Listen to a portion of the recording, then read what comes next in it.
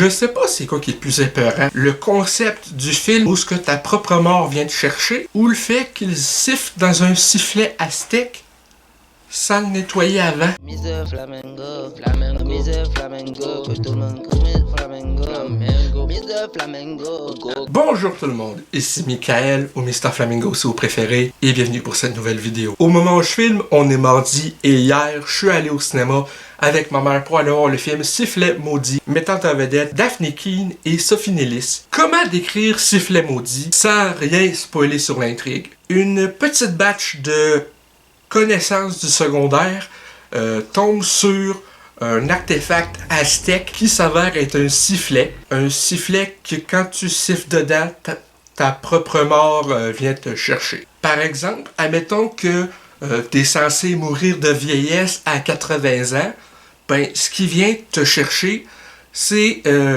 ce que tu ressemblerais à 80 ans vient te chercher. Donc tu meurs en avance et quand ton cadavre est retrouvé, tu ressembles à ce qui est venu te tuer. Donc, en tant que tel, c'est vraiment intéressant comme concept et j'ai trouvé ça brillamment exécuté. Le thème le plus récurrent du film, c'est échapper à la mort, si on peut dire, un peu comme les destinations ultimes. Certes, c'est un sujet qui a déjà été exploré dans d'autres films d'horreur auparavant, mais de la façon que c'est exploré ici avec ce qui cause ces morts-là est suffisamment différent pour que, ou ce que dans les destinations ultimes, tu te fais tuer par ton environnement, ici c'est vraiment une entité de ta mort qui te poursuit. Là où c'est un petit peu du déjà vu dans le concept de échapper à la mort, c'est, par exemple, dans Destination Ultime 5, on apprend que pour échapper à notre mort, tu dois prendre la vie d'une autre personne. Et ici, ce qui est dit, c'est que tu dois marquer de ton sang une autre personne pour que tu sois épargné. Donc à ce niveau-là, tu as pareil un sentiment de déjà vu sans pour autant que ça soit du copier-coller. Et justement, là où les Destinations Ultimes, c'est des morts liées à l'environnement,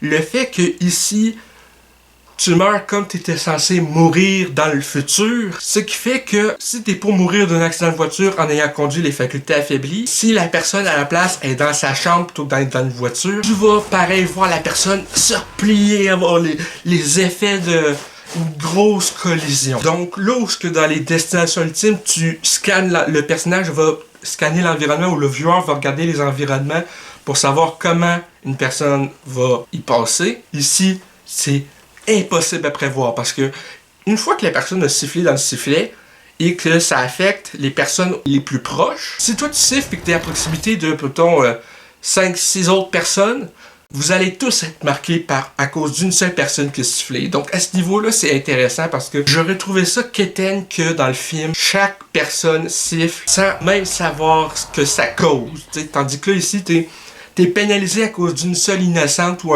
un seul innocent. Donc à ce niveau-là, ça au moins rend les personnages, tu sais, ils sont pas tous cons au point de vous appeler leur propre mort volontairement. Où ce que je m'en venais avec ça, c'est que quand la personne siffle dans le sifflet, elle ou les personnes aux alentours ne voient pas leur mort directe. Eux autres, ça fait juste un bruit trident. Donc à ce niveau-là, autant le viewer que la personne dans le film qui siffle ne sait à ce moment-là comment ils vont y passer. T'sais, tu découvres ça en même temps que la personne qui va crever à l'écran. À ce niveau-là, c'est pas hyper prévisible. Tu sais que ces personnes-là vont y passer, mais t'es pas capable exactement de prévoir un ordre. Pour revenir à Destination Ultime, les gens meurent dans l'ordre chronologique de la vision. Mais ici, t'as aucune façon de prévoir. Regarde, ça arrive parce que ça arrive, puis bonne chance pour éviter ça. Donc pour moi, Sifflet Maudit, c'est un solide 4 flammes sur 5. Donc ça va être pas mal ça pour cette vidéo critique de Sifflet Maudit. J'espère que ça vous a plu. Si c'est le cas, n'hésitez pas à me le dire dans les commentaires, à laisser un petit like, ça fait toujours plaisir, et un abonnement à ma chaîne pour ne rien rater de mes prochaines vidéos. Sur ce, c'était Michael, et je vous dis à la prochaine. Peace and love!